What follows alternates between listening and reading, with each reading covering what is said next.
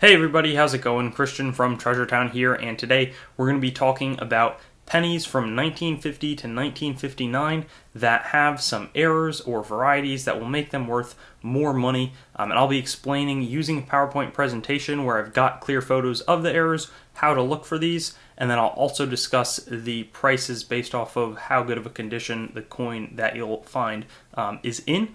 And we'll just get right into that. There's a lot of errors for the 1950s, so buckle in and I'll give you the full overview on all the ones that are recognized by the major grading companies. And our first is going to be a 1950S repunched mint mark. And this one, it's pretty challenging to see on more circulated coins, but it's going to protrude from the top of the S mint mark. It's more northward. When it's uncirculated, you can see it also a little bit in the the openings in the main S, but it's really best to look northward. You can see on this more worn coin, that's really where you're seeing it, especially in kind of the northwest. And it's not a super valuable coin. There's going to be a lot of more minor errors in the 50s I've found. AU53 is about $15. Mint State 65 red is a $600 coin. Then Mint State 67 red is $1,500, but I really think that's pretty much just either a set registry deal where somebody wants the top coin for their set registry, or just 1950S coins are really challenging to grade in Mint State 67 red. 1951D wheat penny actually has a double die obverse that I didn't know about, and I think it's cool. You can definitely see the spread, especially in the In God We Trust. A little bit of an eastward spread. AU53 is a $20 coin. Mint State 63 is $40. Mint State 65 red is a $150. I didn't know about it.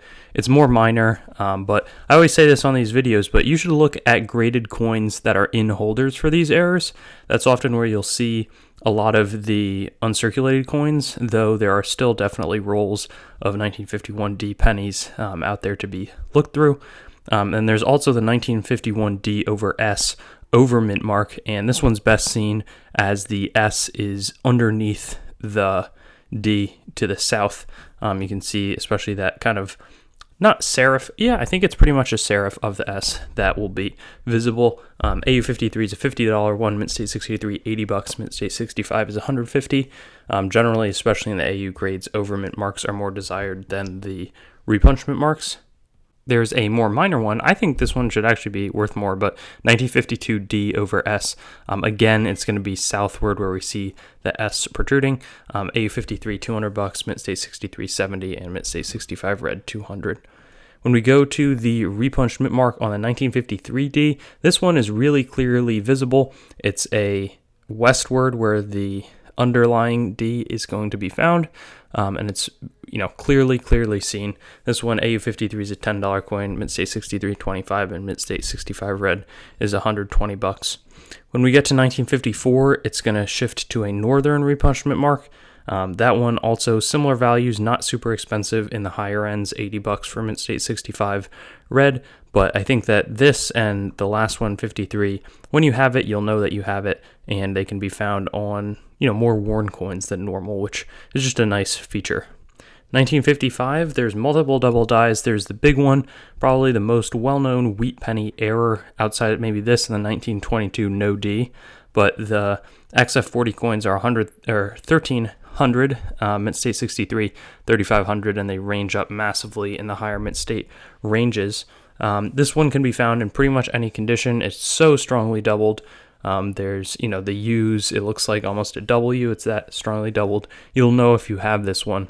There's also 1955 wheat pennies that are doubled, but it's not quite as strong of a spread, so some people get confused, but you could look, it's smart to look closely as well because, it's In God We Trust, it's in Liberty. It's a clear doubling, but it's not at the same level as before, and this one's kind of a northeast spread, especially in God, and then a little bit kind of in the west, in northwest in Liberty. And there's also the 1955D double die obverse, so pretty much any year can be searched for.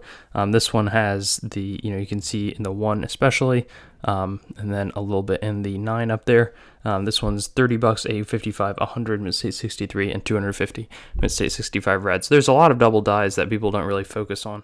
There's also the 1955D repunched mint mark. If you were tired of 1955 coins, I'm sorry, but this one's an eastward spread. You can even see in the middle of the D mint mark that it's well east on this coin. AU55 is $30, mint state 63.45, mint state 65 red, 150. Then the S mint, this one also, it's pretty clear, and I like that. This one is much further northwest, and there's a clear spread kind of across these across these coins. Also not anything crazy, $25 AU, a few, 100 in the mint state 65 red range. So not bad. 5060 is also similar pricing, very strong repunching.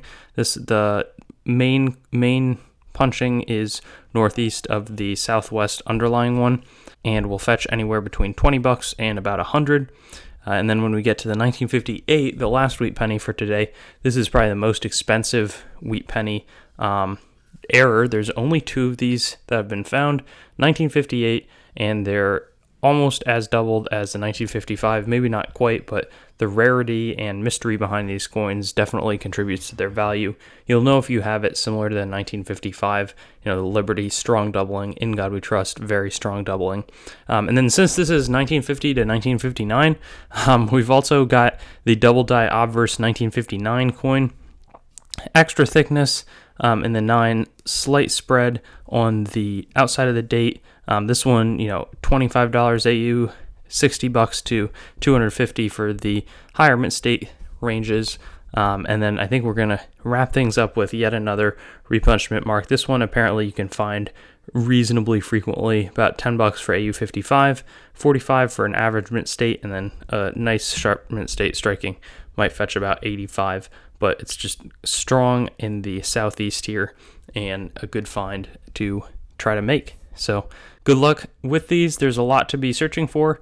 Certainly more concentration in this decade than in the past few decades, but it's definitely encouraging to have this knowledge base. These are the ones that get attributed, and looking forward to hearing some of your stories. Thanks for watching the video. I'd encourage you to like, comment, and subscribe for more content, and get in touch with me on my website, treasuretownYT.com, Facebook, TreasureTown, Instagram @TreasureTownYT, or Twitter @TreasureTown_YT, and I'll look forward to seeing you on some of my future vids.